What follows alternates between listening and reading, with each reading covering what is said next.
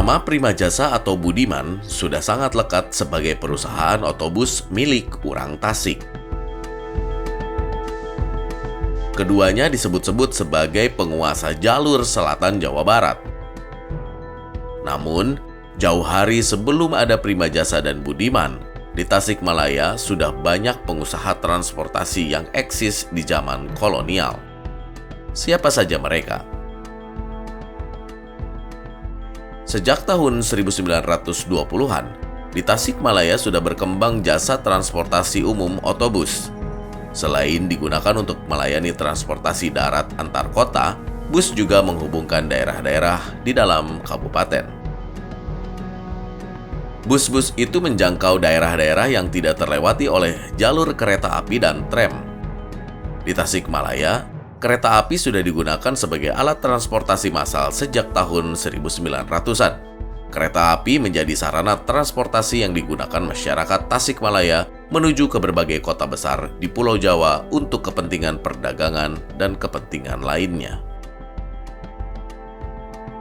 Sejak tahun 1920, barulah mulai ada jalur tram yang menghubungkan kota-kota kecil yang ada di dalam kabupaten.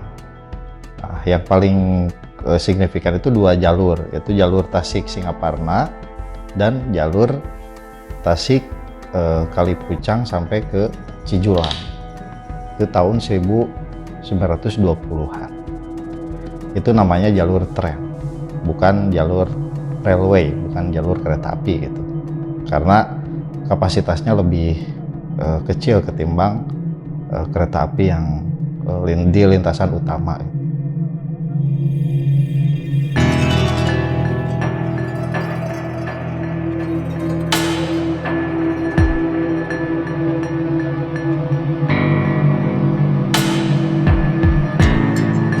Namun, tidak semua daerah dilewati jalur kereta api dan tram. Keberadaan bus menjadi solusinya. Ada banyak perusahaan yang melayani jasa transportasi darat di era 20 sampai 40-an. Salah satunya adalah Toko Bank milik Kau Xiao Seng yang membuka trayek Tasikmalaya Cirebon dan Tasikmalaya Karangnunggal.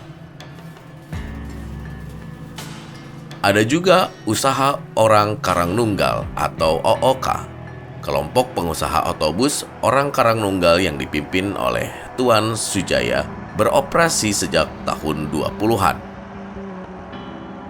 Usaha orang Karangnunggal ini melayani trayek Tasikmalaya Karangnunggal.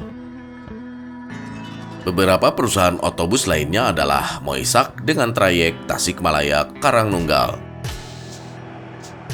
De Kleine Autobus and Transport Onderneming dengan trayek Tasikmalaya Garut Bandung, Tasikmalaya Ciamis, dan Autobusen and Transport Onderneming Cap Macan yang melayani jasa angkutan dengan trayek Tasikmalaya, Karawang, dan Batavia.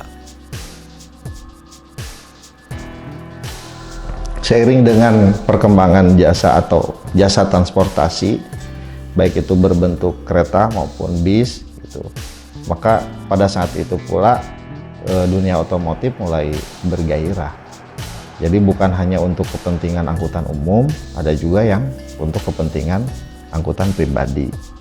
Maka mulai berkembanglah jual beli otomotif di Tasik, dibarengi oleh perkembangan perbengkelan.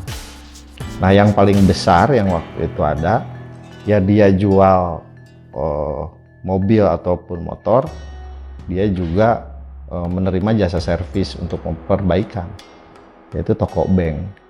Toko Bank itu adanya di Jalan Pasar Besar, atau kalau sekarang dikenal dengan Pasar Wetan.